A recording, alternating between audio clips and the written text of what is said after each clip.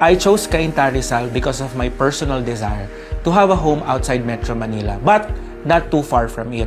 My family doesn't have a province, so ever since I was a child, I would always feel a bit jealous of my classmates during summer breaks because they got to go home to their provinces. So ako, dito lang ako sa Manila at nakikinig sa mga kwento nila after the break. That's why I think it's the perfect location for me. My goal for my next chapter is to be independent and somehow invest for my future. I don't want my hard-earned money go to waste, and I want to get something out of all the sleepless nights, sacrifices, the stress, and the hard work in my entire corporate journey.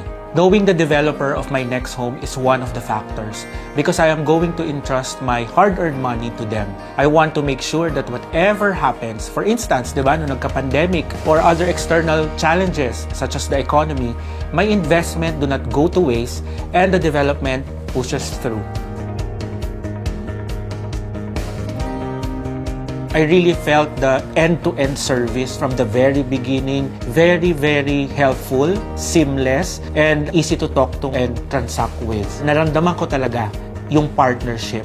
Because for me, home buying is like a partnership, diba? So parang hindi mo naman alam yung mga ibang bagay, paano ito mag-appreciate, saan ito, ano yung magiging benefit nito sa akin. Pero along the way, si RLC talagang keeps on updating us. Ganito po yung mangyayari, sir, in the near future. May itatayo po dyan MRT station, may itatayo pong mall dyan. May mga ganun silang mga updates na na-appreciate namin. RLC Residences has its own app. It's called My RLC Home, where you can monitor the status of the purchase, payment schedules, and most importantly, yung mga updates.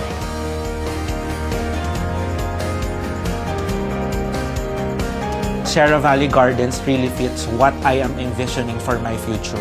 Malapit sa mga commercial spaces, may mga restaurants around, at ang pinaka-important ay malapit siya dun sa mga major thoroughfare, katulad ng Ortigas Extension, malapit sa mga papunta sa mga CBDs. Knowing the developments that will happen in the area in the coming years, like a mall and an MRT station nearby, the value of my investment will appreciate.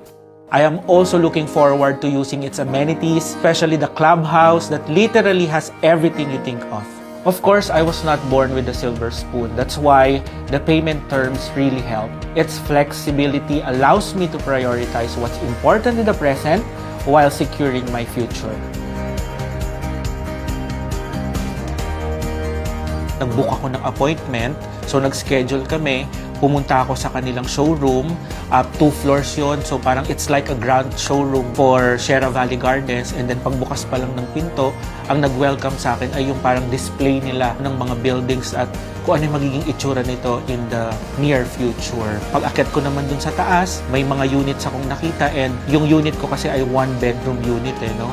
So nakita ko na, parang na-excite na ako na parang ganito ba yung magiging buhay ko, tas ang ganda ng interior design niya na parang pwedeng-pwede kong gayahin if ever. And then paglabas ko sa balcony, may nakita akong parang taniman ng mga produce doon. Kasi ang sinabi sa akin ng seller, maraming open spaces and then sustainable siya na tumira doon. And I'm very excited na nakita ko yung lugar na yun kasi I really see myself na nandoon sa lugar na yun.